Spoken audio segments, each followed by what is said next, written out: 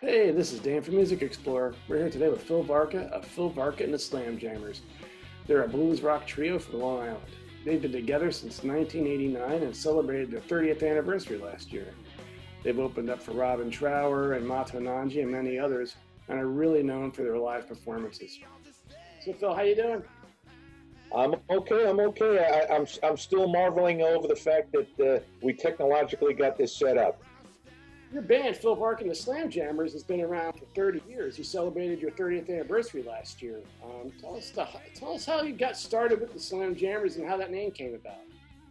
Well, I tell you what, the name I can pretty much give my dad credit for, SlamJammers, and I can't remember the history of the wordage behind it, but we were just, and this is years ago. This is in the middle 80s, and he just kind of liked that name.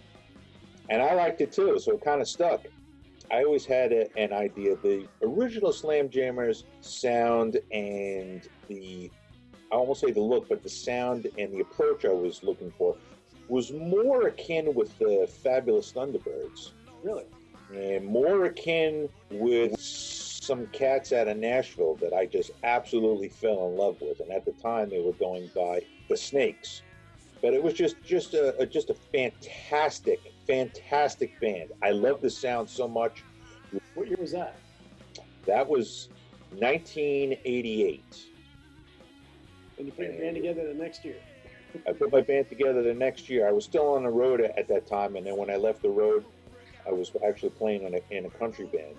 Decided to come home, and we were a four-piece when we first started out, and eventually we just whittled down to a trio. And at that point, that's when we gravitated more towards the power trio sound. Right. And it was an evolution and a process to actually get there. Because when you're in a trio, guitar player just sonically has to cover so much more ground. Yeah, right. You do Voodoo Child really well, and was Hendrix one of your influences?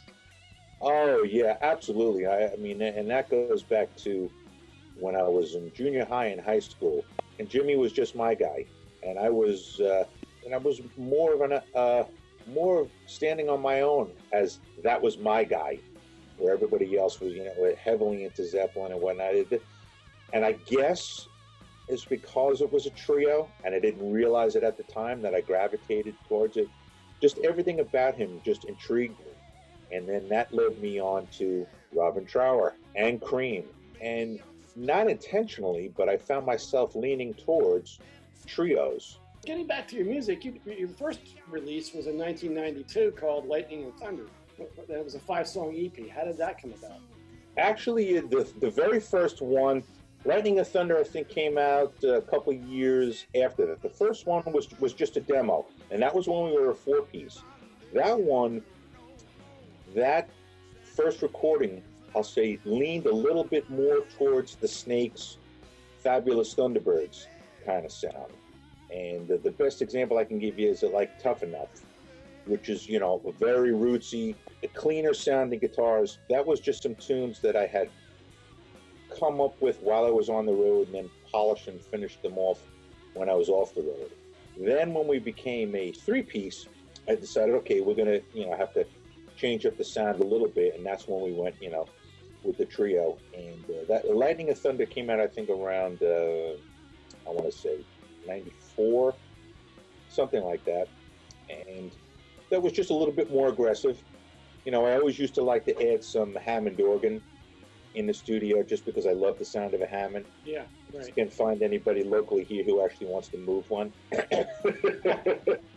That recording was, shall I say, the precursor to putting together our CD, Ready, Willing, and Able, which really was culled from many years ago. We were road dogs going out playing 3 or 4 nights a week and just test driving a lot of these tunes. I like to do stuff a little bit different live. We're definitely a live act, no question, because a lot of times there's a feel, there's a mood. Right. The nice thing is that I've been with these guys now. I mean, Russell's been with me since the beginning of the band, 1989, and Tom's been with us now for over 20 years. Really? So they could tell just by my body language where I want them to go or what I want them to do. Russ and Tom are two of my best friends.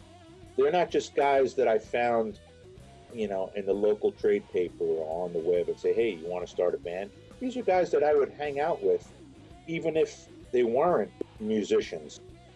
I just happen to be lucky enough that one of the guys is a drummer and one of the guys is a bass player. What are the odds? It's like a marriage. I was just going to say that. It's like a marriage. You're going to have ups and downs, but these are my friends, and here we are now, all this time, still enjoying doing what we do. So you opened up for a lot of artists, and what are your most treasured moments on stage? The ones that are special to me, really, I got to say, is that the Robin Trower shows, just because how much a fan I am and was of his growing up, and being there right there said, okay, after my set 45 minutes from now, I'm going to be hearing Bridge of Sighs coming right out of that hip. Yeah, that's really cool. And his band were great guys. I've actually gotten quite friendly with his current drummer. It's Chris Taggart. That's great. What year was that? That was 2014 and 2016. So once we get out of this pandemic we're in, what are your plans with the band after that? I tell you what, I've been using this time to work on new material. We have quite a bit of stuff in the hopper, and the idea now is to try and get some scratch tracks down and record some new stuff. I stay connected by working on my gear.